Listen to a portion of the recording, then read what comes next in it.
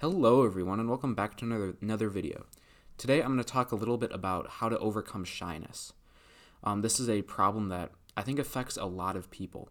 Um, just from different interactions that I've had with people and seen posts online and different things like that, I think a lot of people feel like they are scared to state their opinions to other people, scared to talk to other people, or basically struggle with sparking up conversation, talking, those sort of things in general. Um, this was definitely the case with me, especially during my high school years.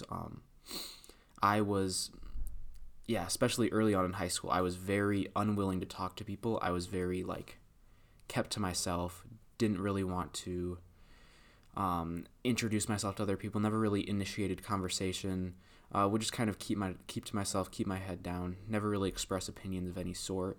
And this was something that I actually really struggled to deal with because I felt like nobody wanted to be with me. I felt like I was very lonely at the time. So these are sort of effects that shyness can have. They can make you feel like you're the weird one, you're the awkward one. They make you feel awkward in general when it comes to people. It feels like you're someone who is like, why is this person not talking at all? Oh, what a shy fucking weirdo. Those are thoughts that I dealt with a lot during my high school years. And this was a big thing for me to overcome. It's like over these past couple years when I learned about objectivism, when I learned about how to stop being second-handed. Essentially, that was the biggest thing. Um, Basically, what happened for me to largely overcome shyness, be more willing to express my opinions and talk to people and somewhat initiate conversations. I'm still someone who is fairly shy, fairly non-talkative. If you, I guess one example of that is I don't really talk that much in Discords or in group chats, or when I'm with friends in general. I don't really talk much. I'm a very quiet person. I'm very I don't know, when I talk, I don't talk for a long time. Generally, I'll give short statements, quick statements. You'll probably see that in debates that I have and podcasts when I appear on them. I'm not someone who feels the need to talk a bunch. I basically get all that out in these videos. So if you watch these videos, you'll see that, oh, I talk all the time. That's not really true if you meet me in real life. I'm, fairly kept to myself. But there's a difference between that and what I view as a almost negative form of shyness. I don't like to call it negative, because that might be the way you are. It's caused a lot by your emotions at the time as well, which you can't really have negative emotions, as I've talked to Frog Machine a little bit about. But in general, shyness can be can have some very damaging effects on your life. If you're someone who doesn't want to speak out, talk to people, you become very lonely. You become very kept to self, and that's not how you want to live your life. I've definitely had experience with this. If someone would have told me a few years ago that you're going to have a YouTube channel and talk every day on it, I would have not believed them, because I didn't believe that it was possible for me to keep a train of thought going for long enough. And a lot of it had to do with a sort of self-reinforcing beliefs, sort of beliefs that reinforce themselves. I had these sort of beliefs at the time that, oh, you lose your train of thought every time you talk, or you're a terrible speaker. Nobody wants to listen to you. You can't make coherent statements at all. And those were a lot of thoughts that went through my head at the time, and it essentially reinforced itself, because every time I tried to talk to people, or get in front of a crowd and speak, I very much struggled. I would lose my train of thought every time. And this basically was this is what actually happened, and it would just reinforce those thoughts in this sort of cycle. That I think I talked to Frog Machine about that a little bit or Frog Machine kind of explained this sort of cycle in my discussion with him, and I thought that is very much applicable. Something related to cognitive behavioral things, or I don't remember. I don't think therapy. Therapy is always the word that I want to end that with, but I don't think that's necessarily the case. But one of the biggest things to do in this sense is just to not let those sort of thoughts overrun your mind. Don't let these thoughts of oh, I'm not a good speaker. Don't let those overrun your mind. You have to you have to be confident when you speak. You have to essentially try to overcome those fears. And the biggest way to do that is not to be afraid of misstatements. Don't be afraid of being awkward. Trust your subconscious. Let whatever you want to say just flow out. Let it out. Don't think too hard about it. And that, I mean, I know that's really hard to hear if you're someone who is like me. Just let it come out. Like, that doesn't even make sense, because I would always overthink everything when I was speaking about it. But what you essentially have to do is just let your subconscious go. Just trust yourself. Trust that you're not going to make mistakes. And if you do make mistakes, that's okay. Everybody makes mistakes when they speak. That's just the way it is. You just have to brush them off. They're not essential. You can't view, that's actually a key point. You cannot view mistakes as essential. You can't view these like these little awkward moments. You can't view them as essential to your speaking. You have to let the content be what is essential. You have to basically cast out these non-essentials. I was reading Opar, and this is actually this is somewhat related to a point that was made about art. There's a point where Leonard Peikoff was writing about how, like, if John Galt was like had a party, he would just be able to easily open the cork and just pour out the wine and make it a super romantic set. I don't remember the specifics. These are what I remember from reading. Just make it a super romantic setting with no real flaws. But when I do it, like, the cork gets stuck or something happens like that. Basically Ayn Rand said that in art you have to cut out these non-essentials, and that's essentially, so that's why her characters would have these basically flawless. We're basically flawless people. You cut out these non-essentials. Now in real life, the same thing could happen to John Galt, where it's like the thing gets stuck, the cork gets stuck, but you just ignore it, you brush it off, and because it's non-essential. In art, you cut out the non-essentials, and in life, you ignore them. And this is the case too with awkwardness in speaking. The art thing is potentially I guess if you're a speaker in a novel, you're not going to have little awkward moments. The writer just makes them speak perfectly, basically, because they essentially romanticize it. They cut out these non-essentials. But in life, your job is to ignore them. You have to ignore these non-essentials. If you make some sort of little mistake when you're speaking, if you stutter a little bit, if you say something wrong, you just simply say, that's not what I meant. Correct it real quick and just keep going. Or if you stutter, just keep going. Just completely ignore it. If you lose your train of thought, just stop for a few seconds, find it again, think about what you were saying, where you were going with it, and just let it keep going. Don't get super scared, because when you lose your train of thought and you're afraid of it, and you get super afraid, basically, you're not going to be able to find it if you start to panic. Just relax. That's definitely the key. And so yeah, basically,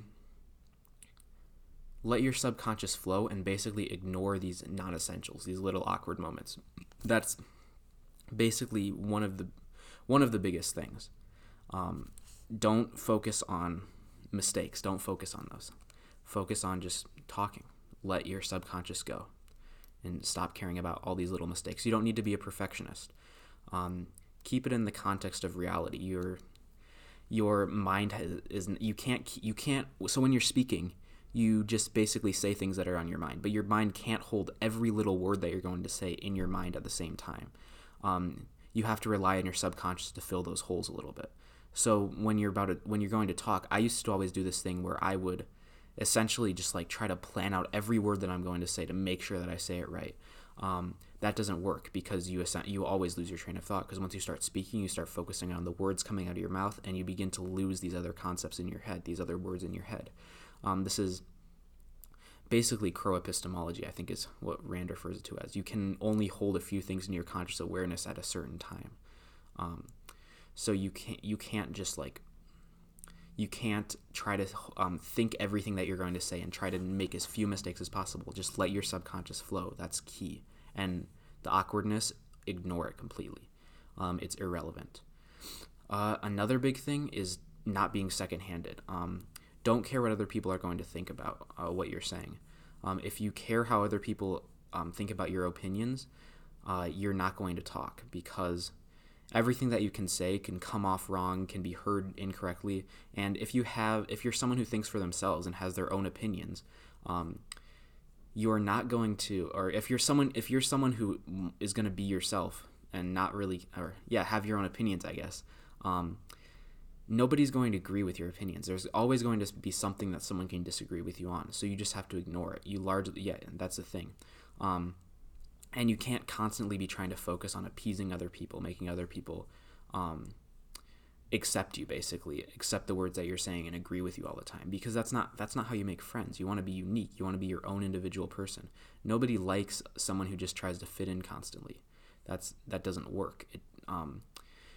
I think the way that people think about these sort of things is so backwards, because everybody tries to like be super friendly and fit in all the time, when when you're yourself, when you're basically outspoken with your own beliefs, when you're willing to be yourself, essentially, people respect that authenticity, I think. And you actually begin to have more friends, have more people that you talk to, and basically more people that like you, essentially. Which is weird, because when you don't care about what people think, when you don't care if people like you, people tend to like you more, which is really interesting. Because when you care that much and care how people think about you, people tend to notice that, I think, at least. And also, you're going to be less willing to say things, I guess, because if you're constantly afraid of how it's going to be perceived, you're not going to want to say as many things, because almost anything you say can be perceived wrongly by other people. So yeah, don't let other people's whims dictate your speaking. Just talk. It doesn't matter. Yeah, and you can't let the discomfort of it hold you back. You have to just go and speak. I don't know. It's tough to do at first. It's definitely really tough, but you just have to step out of your comfort zone those one or two times, and essentially after that it just becomes habit. Or not necessarily habit. It becomes a lot easier. It becomes something that you realize that you can do, and you realize isn't as awkward as you were making it out to be in your mind. Yeah, that's definitely one thing that. Yeah, because you're scared of this awkwardness, and the awkwardness is inessential, as I was talking about in the video. So you just have to step out of your comfort zone and embrace whatever those awkward moments are, and yeah, it just talk, basically. Um, yeah, so just basically step out of your comfort zone. That's definitely the first step that you can do. Just go and talk to somebody. Let it just drop all the drop all the fears of being awkward. Yeah, just go and talk to somebody. That's definitely key. And I guess another thing that is somewhat important. Some people are more introverted than other people. Some people have less of a desire to talk than other people. You can't let that be something that makes you feel bad about yourself. You can't let that lower your self-esteem. That's just the way you are. You need to accept it. It's a fact of reality. You don't need to be someone who talks constantly. Just say what's on your mind. Say when you're feeling something and let it go. Don't care about the awkwardness, obviously, as I've been saying in this whole video. But also, like, it doesn't. Oh man, yeah, it doesn't matter. Just keep talking. It doesn't matter if you're someone who's super shy and unwilling to talk to people. Or I guess it kind of does to an extent if you're letting other people dictate you, if you're living in constant fear. But if you're someone who just simply doesn't talk as much as other people, there's nothing wrong with that. I think I definitely used to think that there was something wrong with that. I thought I was just some weird kid who didn't want to fucking talk to anybody, and like that made me a weird person. But the first step for me was just accepting the way that I currently am, and essentially just moving on from there. Because the first step to really anything is just accepting the way you are now, like understanding it, identifying it, and essentially being okay with it, being okay with yourself, I guess, being okay living with your discomfort, with your insecurities about certain things. Now, obviously, you need to, if there's something very negative about you, if there's certain very negative aspects about yourself, you can't be okay with those and be like, oh, these are okay, these are fine, these are good things. You have to address them and move forward.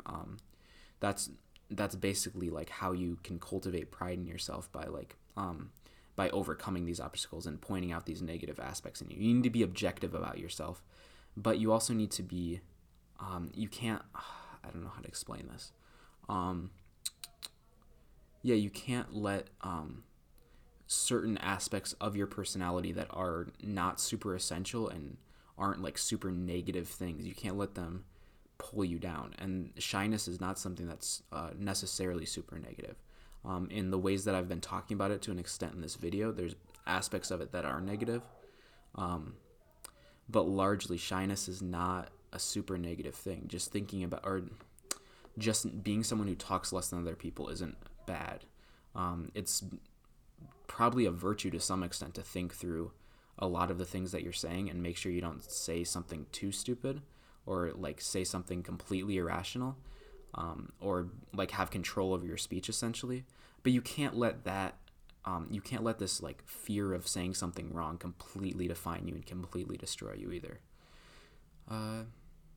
Yeah, so I think that is all I have to say for today. That video is kind of all over the place. I hope if you watched it, you got some sort of value out of it, because I know there were definitely good aspects to that video.